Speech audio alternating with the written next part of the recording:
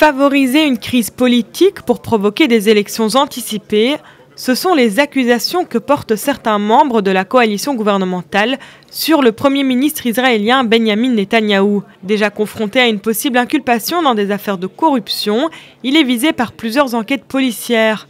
Malgré cela, les derniers sondages prédisent une victoire de son parti, le Likoud, une victoire qui pourrait renforcer sa position avant une décision du procureur général sur une éventuelle inculpation. Une loi sur la conscription des ultra-orthodoxes pourrait provoquer une véritable crise au sein du gouvernement et donc des élections anticipées.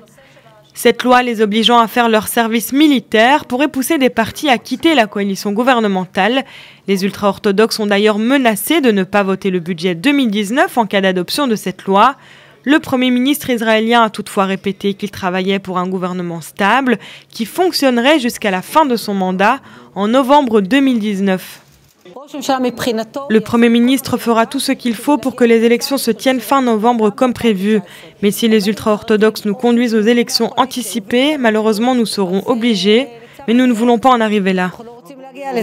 Les rabbins du Conseil supérieur du parti Judaïsme unifié pour la Torah ont récemment refusé un compromis présenté sur cette loi et demandé à leurs députés de ne pas voter le budget dans ces conditions.